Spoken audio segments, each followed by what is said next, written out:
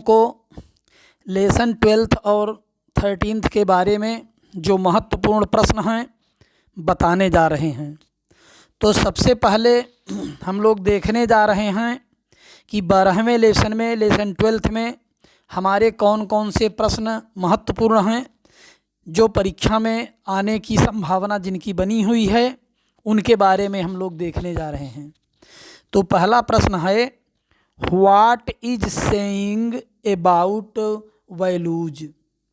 Values के बारे में क्या कहा जा रहा है, मूल्यों के बारे में क्या कहा जा रहा है। पाठ में नैतिक मूल्यों को उल्लेखित किया गया है, तो कहते हैं कि मूल्यों के बारे में क्या कहा जा रहा है, क्या कहावत है, कैसे कहा जा रहा है।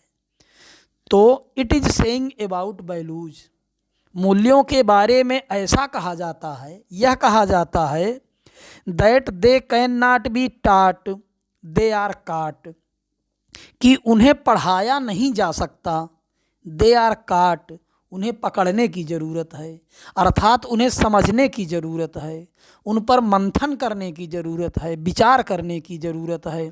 तो फिर से, what is saying about values, मूल्यों के बारे में क्या कहा जाता है। तो हम लिखेंगे it is saying about values, what की जगह इट लगा देंगे तो हो जाएगा it is saying about values. What की जगह क्या लगा देंगे, इट, और उसी प्रश्न को उतार देंगे it is saying about values, फिर जोड़ेंगे answer that they can not be taught they are caught, कि उन्हें पढ़ाया नहीं जा सकता बल्कि उन्हें पकड़ने की ज़रूरत है, उन्हें समझने की ज़रूरत है, उन पर विचार करने की ज़रूरत है, मंथन करने की ज़रूरत है। तो इसी को 2 बार जहाँ पढ़ लेंगे अपने आप बन जाएगा।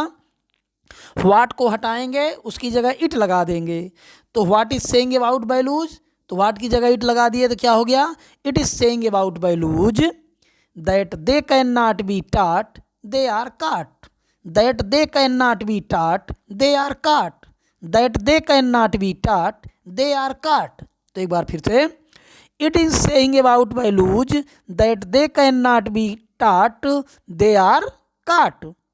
दूसरा प्रश्न है, what change do we observe in the teachers attitude these days. आजकल हम लोग टीचर्स के एटीट्यूड में, टीचर्स के आचरण में, विचारों में, उनके हाव भाव में, व्यवहार में कौन सा परिवर्तन देख रहे हैं, कौन सा परिवर्तन ऑब्जर्व कर रहे हैं।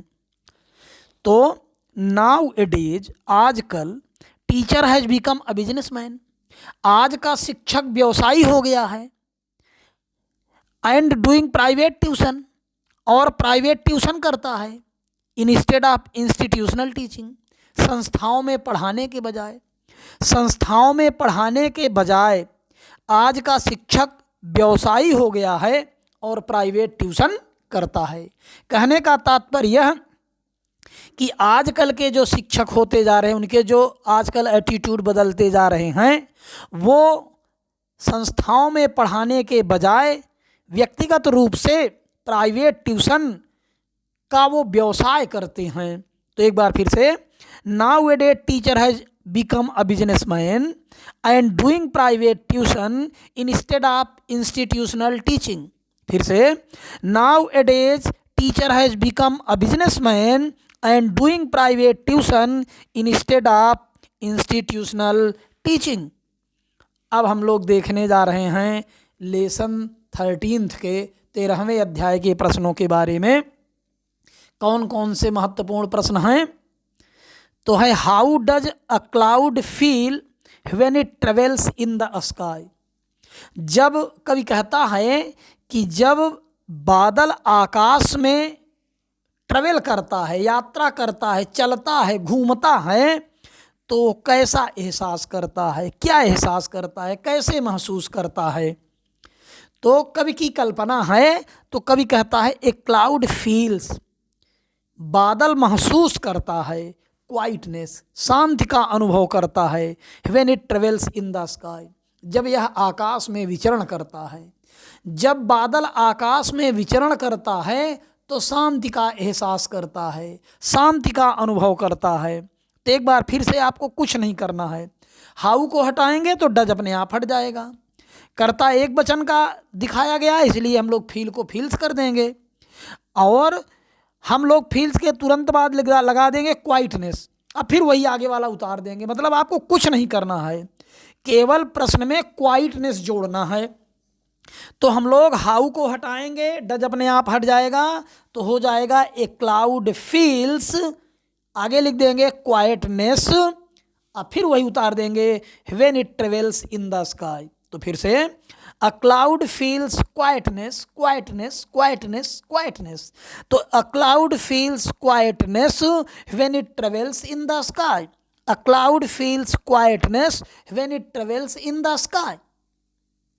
अगला है where does the water flow, पानी कहाँ बहता है, पानी कहाँ प्रवाहित होता है। तो बहुत आसान सा है, वेयर को हटाएंगे तो डज अपने आप हट जाएगा, तो हो जाएगा द वाटर फ्लोज।